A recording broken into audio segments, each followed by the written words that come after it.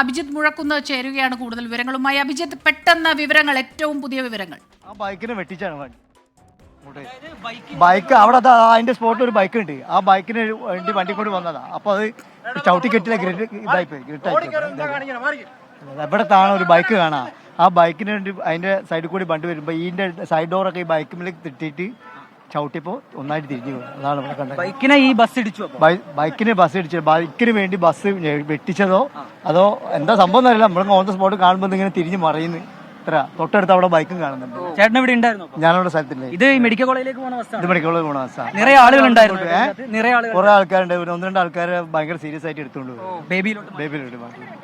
ഏതായാലും സ്മിത ഈ പറയുന്നത് പോലെയാണ്, ഇത് മെഡിക്കൽ കോളേജിലേക്ക് പോകുന്ന റോഡാണ്. ആ റോഡിൽ ഒരു ബൈക്ക് വരുന്നുണ്ടായിരുന്നു. ആ ബൈക്ക് ഒരു പക്ഷേ ആ ബൈക്കിനെ ഇടിക്കുന്നതിൽ നിന്ന് വെട്ടിക്കുമ്പോൾ നടന്ന അപകടം എന്നാണ് ഇപ്പോൾ ദൃക്സാക്ഷി നമ്മളോട് വ്യക്തമാക്കുന്നത്. ഏതായാലും നിറയെ ആൾക്കാരുണ്ടായിരുന്നു എന്നും ഇപ്പോൾ ഈ ദൃക്സാക്ഷികൾ പറയുന്നുണ്ട്. ഈ ബസ് നമുക്ക് കണ്ടാൽ അറിയാം, അത് ഇങ്ങനെ മറിഞ്ഞു കിടക്കുന്ന നിലയിലാണ്. വലിയ രീതിയിൽ ഒരു പരിക്ക് പറ്റാനുള്ള ഒരു സാധ്യത നമുക്ക് ഈ ദൃശ്യങ്ങളിൽ ഈ ബസിന്റെ ആ ഒരു ബസ് അപകടത്തിൽപ്പെട്ട സാഹചര്യം കാണുമ്പോൾ നമുക്ക് അങ്ങനെയാണ് മനസ്സിലാക്കാൻ കഴിയുന്നത്.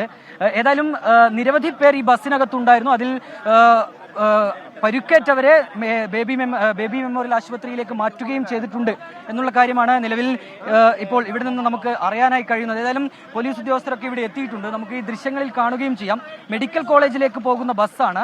അതാണിപ്പോൾ ഇങ്ങനെ നിയന്ത്രണം വിട്ട് മറിയുകയും തുടർന്നിപ്പോൾ വലിയൊരു അപകടം ഉണ്ടാവുകയും ചെയ്തിട്ടുള്ളത്. ഇവിടെ ഇപ്പോൾ ക്രെയിനൊക്കെ എത്തിച്ചിട്ടുണ്ട്. ഈ ബസ് ഉയർത്താനുള്ള ഒരു ശ്രമമാണ് നിലവിൽ ഇവിടെ പുരോഗമിച്ചുകൊണ്ടിരിക്കുന്നത്. ആംബുലൻസുകൾ ഉൾപ്പെടെയുണ്ട്. പരിക്കേറ്റവരെ ആശുപത്രിയിലേക്ക് കൊണ്ടുപോകുന്ന ആ ഒരു നടപടിക്രമങ്ങളാണ് ഇപ്പോൾ നിലവിൽ ഊർജിതമായി തുടരുകയും ചെയ്യുന്നത്. ഏതായാലും നിലവിൽ നമ്മൾ മനസ്സിലാക്കുന്നതനുസരിച്ച് ബസ് നിയന്ത്രണം വിട്ടു മറിഞ്ഞു എന്നുള്ളതാണ്. എങ്ങനെയാണ് ഈ അപകടത്തിലേക്ക് എത്തിയത്, അല്ലെങ്കിൽ എങ്ങനെയാണ് ഈ അപകടം ഉണ്ടായത് എന്നതിനെ പറ്റിയുള്ള കൃത്യമായ വ്യക്തമായൊരു വിവരം അത് നമുക്ക് ഉടൻ തന്നെ ലഭിക്കുമെന്ന് നമ്മൾ പ്രതീക്ഷിക്കുകയാണ്.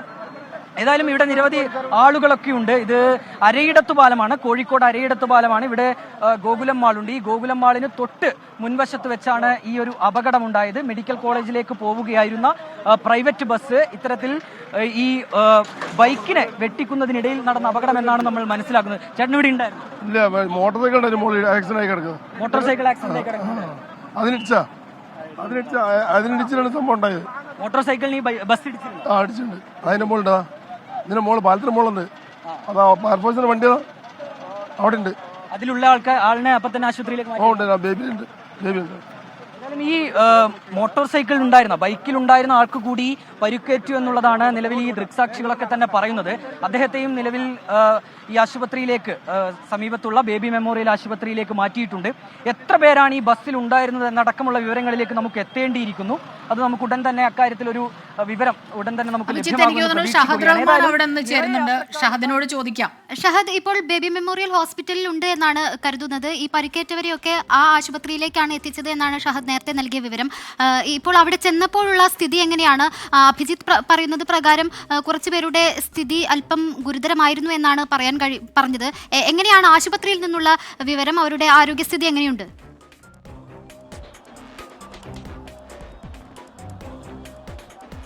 ഈ ബസ്സിൽ അപകടത്തിൽ പറ്റിയ ആളുകളെ ഇപ്പം ഞാൻ നിൽക്കുന്ന കോഴിക്കോട് ബേബി മെമ്മോറിയൽ ആശുപത്രിയിലേക്ക് എത്തിച്ചിട്ടുണ്ട്. അല്പസമയം മുമ്പ് നമ്മൾ ഇവിടെയുള്ള ആളുകളുമായിട്ട് സംസാരിച്ചിട്ടുണ്ടായിരുന്നു. ആ ഘട്ടത്തിൽ 25-ലധികം ആളുകളെ ഇപ്പോൾ ഈ ആശുപത്രിയിലേക്ക് എത്തിച്ചിട്ടുണ്ട് എന്നുള്ളതാണ് പറഞ്ഞിട്ടുള്ളത്. അത് കൃത്യമായിട്ടുള്ളൊരു കണക്ക് നിലവിൽ ഇപ്പോൾ പറയാൻ സാധിക്കുകയില്ല എന്നുള്ളൊരു കാര്യം കൂടിയാണ് ഇപ്പോൾ ആശുപത്രി അധികൃതർ നമ്മളെ അറിയിച്ചിട്ടുള്ളത്.